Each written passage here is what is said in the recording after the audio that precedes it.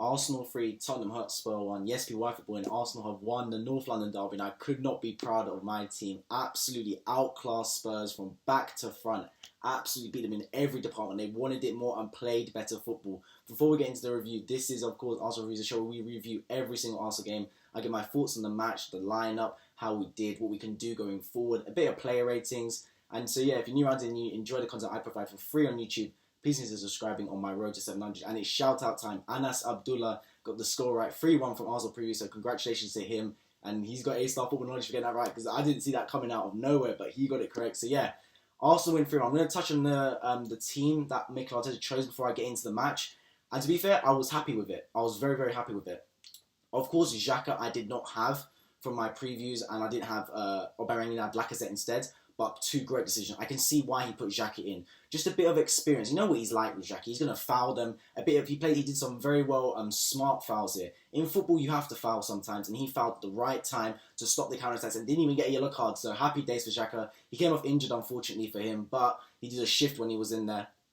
And Aubameyang, of course, finally got some form and scored a vital goal. It weren't no tapping this time. It was a proper good goal. And so, yeah, happy for him. And the three behind him, Saka, Ødegaard, and Emile Smith Rowe. Finally, for the last 3 games in my Arsenal previews, I've been saying drop Pepe, play Saka right wing, and play Emile Smith Rowe left wing, and play Ødegaard for the middle. I've been saying it for so long now, and Mikel Arteta finally did it, and look what happens. We just look too good. We look too clinical as a front three. Literally, like, them three behind Aubameyang just interchange so well because it's so fluid.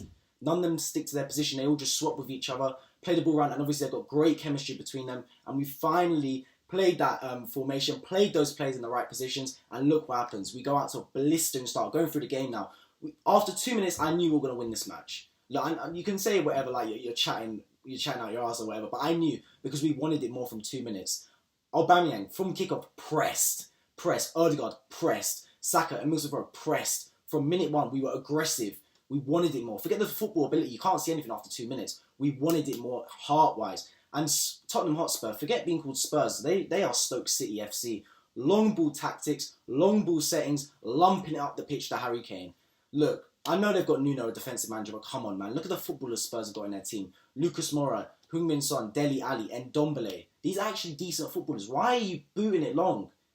I don't care, to be honest, but that's a mess up from Nuno and Spurs, and we actually tried to play football on the carpet that is the Emirates Stadium. You can't blame the pitch. It's a beautiful pitch. Played the football on the pitch, and we did it. Some nice interchanging plays, and we looked smart coming out, but we didn't have any clear-cut chances. And that was until we scored. The ball came out to Bukayo Saka, right wing. After the AFC Wimbledon game, granted, not a lot of you, man, watched it unless you went to the game. I said, right wing, he has to play. What a player at right wing. Gets the ball, takes on a player. How many times I say in football, you don't have to always pass it. Do something with the football, like take on someone. Force the defenders to react. He takes on Reguilon, and he had the beating of Reguilon all damn day. Just saying this, he had the beat of him all day. Takes him on, cuts it back, and Emile Smith arriving on time, on target, to just sweep the ball into the back of the net. Lloris has absolutely no chance, and that is 1-0. Did I celebrate? I went crazy. But in the back of my head, I was thinking, it's a North London derby. I swear in the North London derby, whichever team scores first seems to lose the match. So I was celebrating like mad, but in the back of my head, I was like, we need one more for sure. And the way I was seeing it is, we were on top of them. Why not go for the kill? We should have been going gung-ho and just attack, man, because Spurs were there for the taking. They were at 6s and 7s at the back, and if we were about it, we could have got 2-3. It turns out we went a bit more defensive. We went into our shell a bit. I thought that was a bad idea. In hindsight, it was a brilliant idea from Mikel Arteta, because then what happened is we did Spurs' game plan against them, except we didn't long ball it. We played fast attacking, counter-attacking football, which I think is both our strength and Spurs' strength, to be fair, but we utilised it perfectly. The ball came through to Aubameyang. A beautiful, like, Bergkamp-esque flick with the outside of his right foot over to Tierney, Tierney goes forward, and then he cuts, not Tierney, Emile Smith Rowe, Emile Smith Rowe goes forward, and he cuts back to Aubameyang. On his left, he kind of scuffs the shot, but this is clinical striker right here. It doesn't matter if you scuff it, if it goes into the corner. That's exactly what happened. Into the bottom corner. Lloris had no chance, and that was a big goal. And Aubameyang celebrated by doing the iconic Thierry Henry knee slide, just sitting still in a knee slide position, just like Henry did years back against Spurs, and that was 2-0, and that was comfortable. In the back of my head, I was like, we need one more again, because I don't trust this defence. If Spurs score one, it could have been peak. Because I remember a few years back, Spurs went 2-0 up, and then we scored one just before half-time, then we ended up drawing 2-2.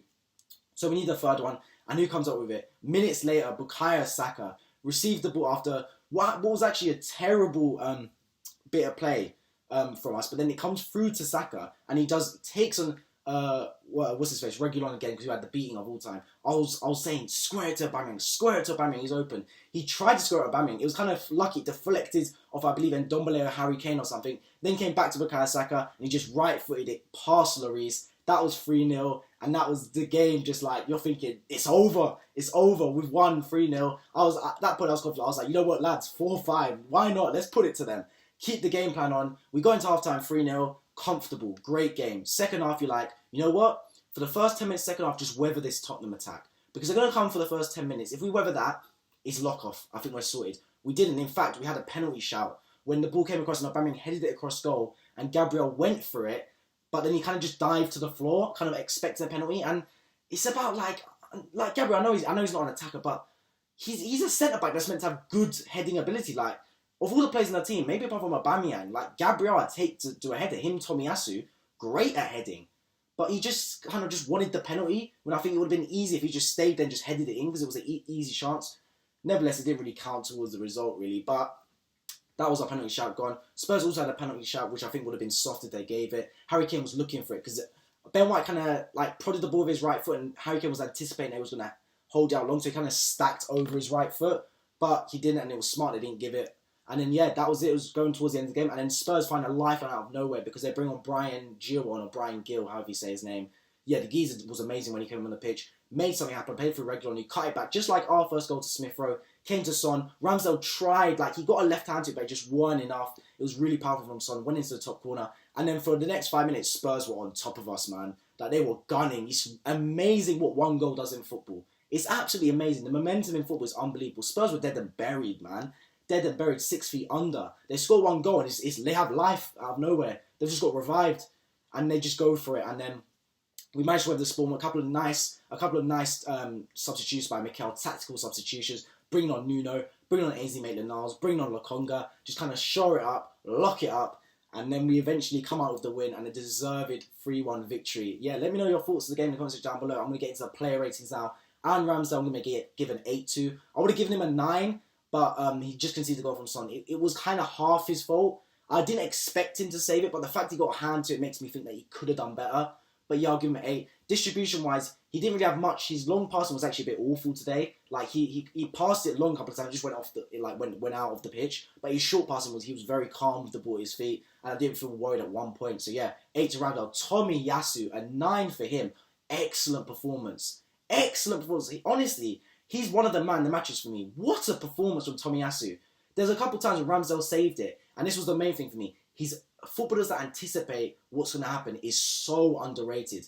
A football intelligence. Ramsdale saved it, and what he did is he cleared it from a Ramsdale save, because Ramsdale tipped it into dangerous areas, and he was there on hand to just get it away, because that's smart. Winning aerial duels, we know what he's about. He's commanding in the air. And he didn't have much to do offensively, but a couple of times he intercepted the ball, nice passes. What a performance from Tomiyasu, 9 for me. Ben White, I'll give an 8-2.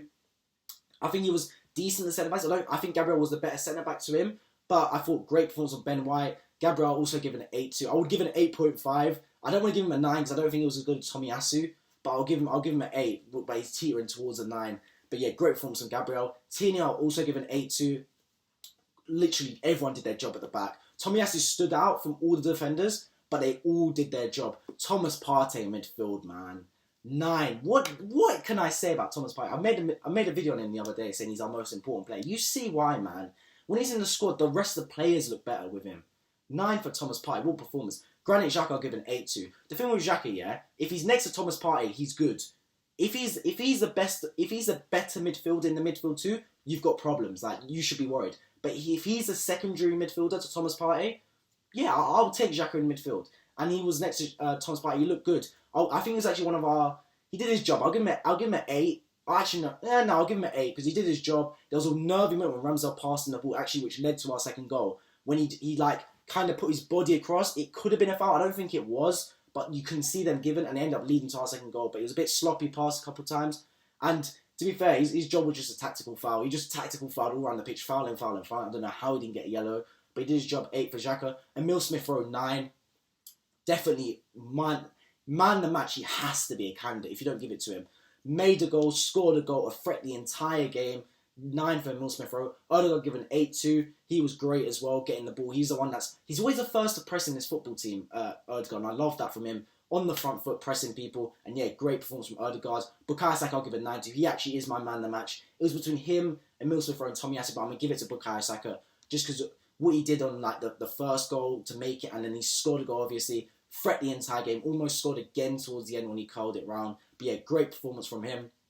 Pierre Emerick Aubameyang given 8-2 to end the game as well. And yeah, great performance from Arsenal, man. Unbelievable. You can see the stats split screen with me, and the stats don't show the full reflection of the game. It says 12 shots, 7 on target to Spurs' 10. But lads, don't make no mistake about it. We were in total control of this game until the last 10 minutes.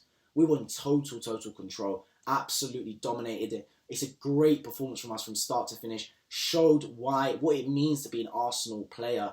This is what I'm talking about, man. This might be one of the worst Arsenal squads that we've seen at this club. But one thing I can't doubt is that every single one of these players for 90 minutes gave their heart, soul, blood, sweat and tears for this football club and for this football match. And that's all I can ask. And I credit every single one of the players that was on this pitch. I'm going through the subs like I kind of forgot. But yeah, Tavares and 88 Niles didn't have much time to do anything, so I'll give him a 6. And to be fair, Lokonga didn't have time to do anything, so I'll give him a 6 as well. The subs he brought on really late, Arteta, which I think was, in hindsight, his one mistake. I feel like he wanted to keep on because he didn't want the subs to like maybe slip us away because the players were in such good form playing. But you saw towards the end, Saka got cramp. Emile Smith Rowe got a little bit of cramp, and Xhaka came off injured. And I think he could have done the sub slightly earlier, in my opinion. But apart from that, flawless display from Arsenal and Mikel Arteta. I'll give Mikel Arteta a 9 out of 10 for that one. So yeah, Arsenal beat Spurs 3-1 in North London derby. Excellent performance. London is, well, North London at least, is red. So yeah, I've been mindful. If you guys enjoyed, please consider subscribing on my road to 700, and I'll catch you guys in the next video.